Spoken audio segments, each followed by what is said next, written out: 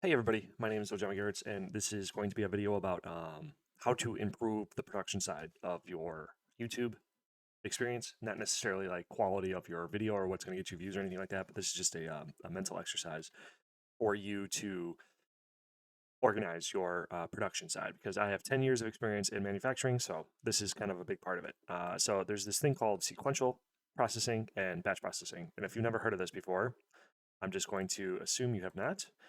And essentially, what it means is that sequential is where you go, I'm going to make peanut butter and jelly. That is X, or this first step here. And to make peanut butter and jelly, you start with A, B, C, D, E, F, G, and you get all the way to G, sorry. And then G is where you get your peanut butter and jelly, okay? So you have all the steps in between. So A, I'm going to get out my bread. B, I'm going to put the bread on the piece plate. C, I'm going to get the peanut butter jar out. D, I'm going to get the unscrew it. E, I'm going to get the knife and put it in there and all the steps in between. So you do that from A to, step 1 all the way to step 10, let's say, to get your peanut butter and jelly. And you do that one at a time. That's the main thing. So now batch processing is where um, you want 100 peanut butter and jellies. And when you're sequentially processing 100 peanut butter and jellies, you would have sequential would be you start with one sandwich and you end with one sandwich, or you start with 0 sandwiches and you end with 1 sandwiches, and then you want to make 100. So sequentially, if you did that, you would start over and then go 2, and then you start with your 3rd sandwich, and then you go all the way to do all the steps again. But that is a fine way to do it, but it is not as efficient. You are limited in the amount of work that you can get done because you are starting over, because you're changing steps.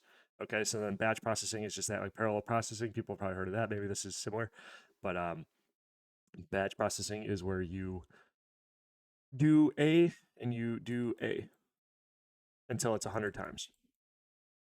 And then you do B, and then you go to B 100 times. So then you do all the way down, you know what I mean?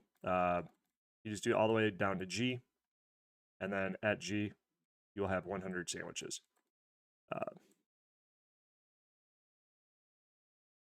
Whatever, I don't know how to spell. Anyway, 100 sandwiches. And then, so, okay, why? Why this way? When you batch process, if you do one step at a time, you're not changing the steps. So you're not expending mental energy to go, okay, what's next? You are doing it, and then, shit. You are doing it, and then doing it 100 times. So therefore, you are set up for one step, and you do it, and then as you keep doing it, you'll get better at doing it, and then you'll enter the flow state, and then you'll get that done. And then you're only changing over once to your second step, and then you start doing it, and then you enter flow state. So then it is more efficient. It scales up, and that's like one of the economies of scale.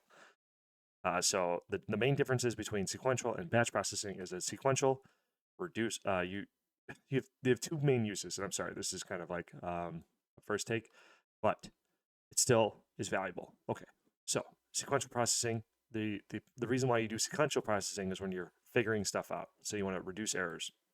Okay, I'm just going to type it out. Reduce errors. And then the reason why you go to batch is you're going to scale up to make more, essentially. Okay, so you're scaling up to make more. So now why sequential then batch? You want to do sequential then batching is because you want to first reduce errors, because when you scale up to make more, it scales up all the good and it scales up all the bad. So you need to do as many sequential volumes as possible until you get a product that you're satisfied with, and then move to the batch processing if you're looking to scale it up, because yes, you want to scale up good things, because then if you scale it up, you'll make more. So let's say videos. This is why I'm talking about videos. It's about videos. Make a bunch of videos, make 100 videos sequentially. Test the results, test.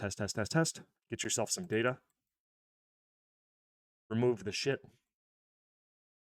and then scale up. That's what I'm doing. So, right. Talk to you later. Hopefully this works. Hopefully someone sees this. See you later.